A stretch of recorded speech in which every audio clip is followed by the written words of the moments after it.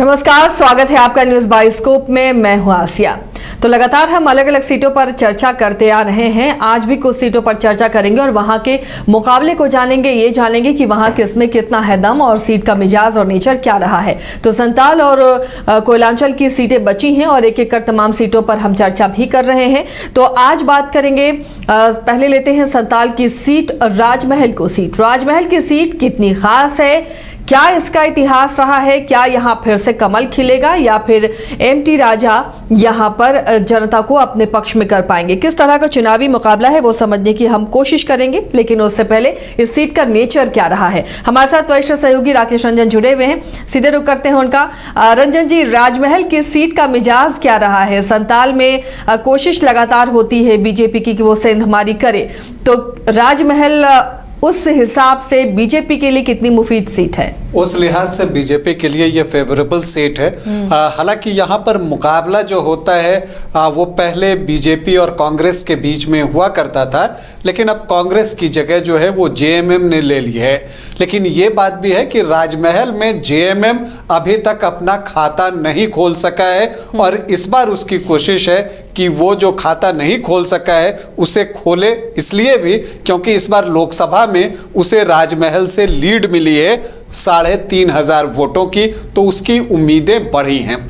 दूसरी तरफ भाजपा ने एक बार फिर से तीसरी बार जो है वो अनंत ओझा पर विश्वास जताया है। 2 बार वो विश्वास पर खरे उतरे हैं। अब देखना यह है कि भाजपा ने तो अनंत ओझा पर तीसरी बार विश्वास जता दिया है, क्या जनता भी उन पर विश्वास जताती है? ये एक बड़ा सवाल है, यक्ष प्रश्न है, जिसका जवाब हमें 23 नवंबर को मिलने जा रहा है। अगर आप 1985 से देखें तो जो 8 चुनाव यहाँ पर हुए हैं उसमें 6 बार यहाँ से बीजेपी जीतने में सफल रही है और 2 बार कांग्रेस जीती है।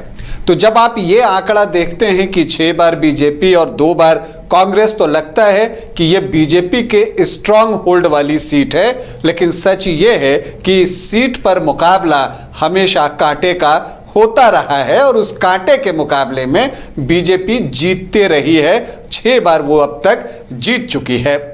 अगर आप बात कीजिए तो यहां पर जो मुख्य बात है, राजमहल में अक्सर पोलराइजेशन देखा जाता है। अगर आप जेएमएम को देखिएगा तो जेएमएम यहां से मुस्लिम प्रत्याशी ही दिया करता है और इसके पीछे वजह यह है कि राजमहल में 45.7%, मतलब कि लगभग 46% जो है वो मुस्लिम वोटर्स हैं। तो जेएमएम जो है वो मुस्लिम वोटर्स को माफ कीजिएगा, मुस्लिम उम्मीदवार को उतारता है मैदान में और इसका एक काउंटर पोलराइजेशन होता है और फिर बाकी जो जितने लोग हैं वो बीजेपी की तरफ चले जाते हैं और इसका लाभ बीजेपी को मिलता है।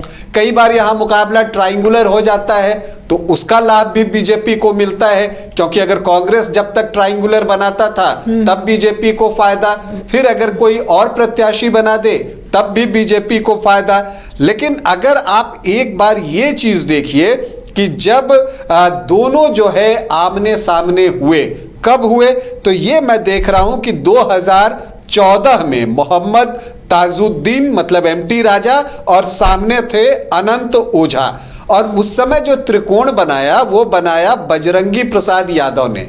तो बजरंगी प्रसाद यादव ने अनंत ओझा के कुछ वोट काटे, तो नतीजा क्या हुआ कि जीते तो अनंत ओझा ही, लेकिन सिर्फ 702 वोट से। और अगर दोनों के बीच मत प्रतिशत का फर्क ढूंढिएगा तो वो 0.36% ही नजर आएगा। लेकिन फिर जब 2019 की बात आती है तो यहां पर जेएमएम ने जो है एमटी राजा का टिकट काट दिया था, मोहम्मद ताजुद्दीन को टिकट नहीं दिया, तो उन्होंने जो है आजसू में जाना बेहतर समझा और आजसू के टिकट पर चुनाव लड़ गए। और जेएमएम ने क्या किया, काउंटर में किताबुद्दीन शेख को टिकट थमा दी। तो ऐसी परिस्थिति में जो है मोहम्मद ताजुद्दीन किताबुद्दीन के बीच में जो है मुस्लिम वोटों का बंटवारा हुआ और किताबुद्दीन शेख जो कि जेएमएम प्रत्याशी थे वो लगभग 11.5% वोट लाने में कामयाब हुए और नतीजा ये हुआ कि अनंत ओझा जो है वो जीतने में सफल रहे। 372 वोटों से, और तब मोहम्मद ताजुद्दीन जो कि आजसू के टिकट पर चुनाव लड़ रहे थे उनको आए 36.38% वोट। तो वहां पर उनको वो नुकसान हुआ। लेकिन इस बार जो स्थिति है वो ये है कि यहां पर एमटी राजा और अनंत ओझा के बीच आमने सामने का मुकाबला दिखता है। यहां पर जेएलकेएम ने प्रत्याशी बनाया है मोतीलाल सरकार को, जो कि चाहते हैं कि अनंत ओझा के वोटों पर कैंची चलाएं।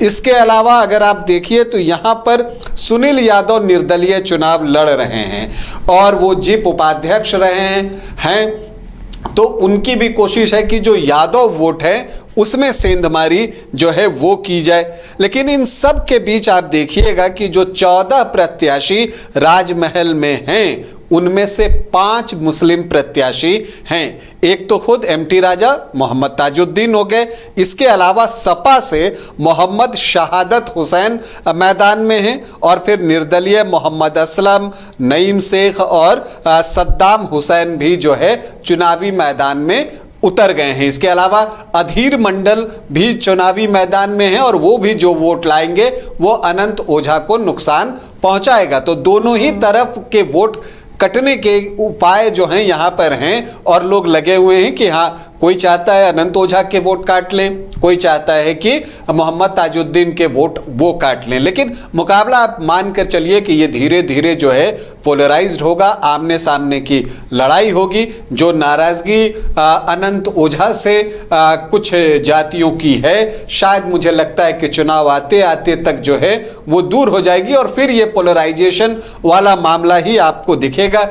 हेमंता विश्व शर्मा वहाँ गए थे और उन्होंने जो है वहाँ पर वो पूरी कोशिश की है और वो एक रहेंगे तो सेफ रहेंगे वाला नारा भी वहां चला है। तो उस तरह से एक पोलराइजेशन की स्थिति जो है वो बनते हुए यहां पर दिख रही है। तो एक कांटे का मुकाबला होगा, ये आप मानकर चलिए। एक नजदीकी मुकाबला होगा, जो हार जीत का फर्क होगा वो बहुत कम होगा।